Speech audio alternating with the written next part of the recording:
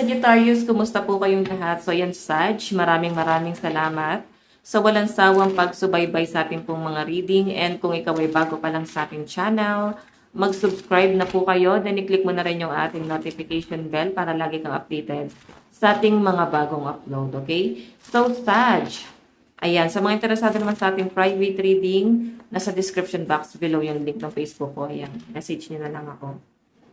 Okay. Tignan natin sa Sagittarius. Ayan, life update. So, ito guys ay timeless naman. Tignan natin update sa inyo. Pwedeng mangyayari na ngayon or mangyayari pa lang. No? Okay, ano yung mangyayari sa inyo sa mga susunod na mga araw? Sagittarius, Sun, Moon, Rising, and Venus sign. Meron tayong girl talk. Time with friends. Moving on. Happily single, living in the moment. Having fun. So, nakikita ko mukhang nag-e-enjoy kang kasama yung mga friends mo, nag-e-enjoy ka na nag-uusap-usap kayo, nagkakaroon guys ng banding. Parang magkakapatid na yung turingan nyo guys, no? Hindi na parang hindi na iba. Yun yung pinapakita sa akin dito. And siguro, hindi ka masyadong na-attach na rin sa person mo kasi malaking tulong din yung mga friends mo sa pinapakita sa akin dito, Leo, no? Nakakatulong sila sa'yo sa pag-move on. Hindi mo man lang din, hindi mo man sabihin, di mo sabihin sa kanila na na-appreciate mo sila, pero na-appreciate mo sila. Siguro ayaw mo na lang din siguro iparamdam. Pero ito guys, so lagi nag-uusap, lagi may banding, gala, pwedeng expect mo kahit sa mga susunod na mga araw. Ayan, pwedeng mangyari na to. Okay, may nakikita ko dito guys, hindi naman guys sa parang pangungunsinte, sigurong kasalanan ng friends mo, kung may pagkakamali yung friends mo. Hindi naman para konsintihin, pero yung pinapakita sa akin dito, may mali sa ginagawa nila, and di ka na siguro guys nakikisali, so parang bahala sila dyan, buhay naman nila yan. Tama yan guys, no? Huwag na rin guys magbigay ng advice, baka madamay ka pa sa gulo na yan, okay? Tingnan natin guys. Sagittarius, Sun, Moon, Rising, and Venus sign. Sag. Meron tayong stab in the back, heartbreak, pain, separation, deception, and shocking attack. Okay. So, Sag, may nakikita ko dito na parang may namba-backstab, no? Pwede ikaw or friends mo. Basta friends mo, isa mga friend mo. Siguro, nandun sa point na nakagaan naman na siguro nandoon, pwedeng acquaintance lang naman, hindi naman totally friends. Pwedeng nakakasama mo lang, nakakausap mo, nakakabiruan mo. So, may nakikita kasi ako guys na parang siguro hindi mo feel itong taong to. Hindi mo bet yung taong yan. So, nararamdaman mo siguro na parang binabackstab ka. So, parang same energy yung binibigay mo. Okay. So, yung energy mo guys ay nakapokus sa kaibigan. Ayan. Lagi mo tatandaan, may umalis, may magstay.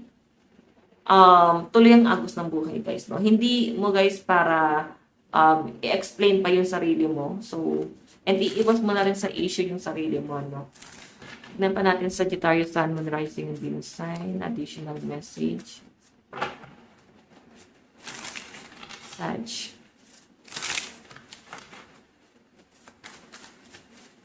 Meron tayong cassette. Outdated thinking, conditioning, replaying events over in your head. Naku, bakit parang may nag-overthink, Sag? Sobra ka bang naapektuhan dito? Siguro may magulong nangyayari and maapektuhan ka, though hindi ka naman guys nakikisali. Hindi ka naman para maapektuhan pa sa problemang yan. Ganun yung pinapakita sa akin. Pero, ayan, may pag-overthink dito eh. Okay, siguro iset aside mo muna to. Baka kasi hindi ka makapag-focus. Lalo sa ginagawa mo, sa goal mo, hindi ka makakapag-focus. Iset aside mo muna yung mga bagay-bagay mo. Tignan natin. Okay, Sag. Sag. Energy ni Sag.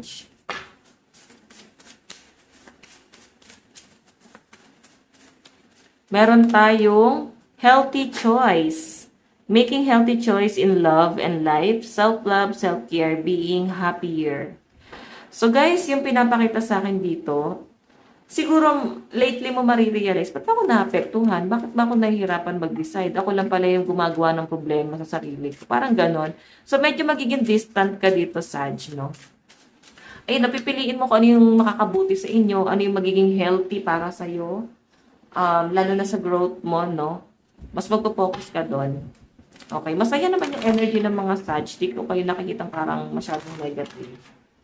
Okay, tignan natin guys. Additional message. Sagittarius, Sun, Moon, Rising, and Venus sign. Sag. Meron tayong doing nothing is fine too. So, Sag, yung pinapakita sa akin dito, parang medyo frustrated ka na parang walang ginagawa, no? So, parang nakakasanayan mo na rin siguro dahil matagal-tagal na rin. Parang nasasanay ka na rin habang tumatagal. Na-adapt mo na. Parang ganon. Okay. So, may nakikita ko guys, travel dito. Baka may paparating sa inyong travel. Meron tayong just pack it. Ayan. Just, guys, ba't ko sinabi? Sag, basta yung basahin nyo na lang guys. Baka maano tayo ni YouTube, no? Okay. So, tingnan natin. Basta may nakakainis na energy dito. Parang may nangaasar sa inyo. Guilt-free. So, yung pinapakita sa akin dito, guys, medyo tumataba, no? Parang nadadagdagan yung timbang. And isa pa nga dahil wala kayong ginagawa. Baka ito na yung time para mag-exercise, jogging, ano pa ba? Mag-gym ka na, baka mag-diet ka na rin. Diba? Tulong na rin to para sa inyo. Okay, tignan pa natin, guys. Lalo na kung mahilig kayo guys sa sugar, no? Baka may problema din kayo guys sa sugar nyo. Masyado nang mataas. So, I've got superpowers. May nakikita ko guys, parang meron kang hinihil sa sarili mo and parang hinahanda mo na rin yung sarili mo. Dito sa bagay na to. Okay. Tignan natin guys. Oops.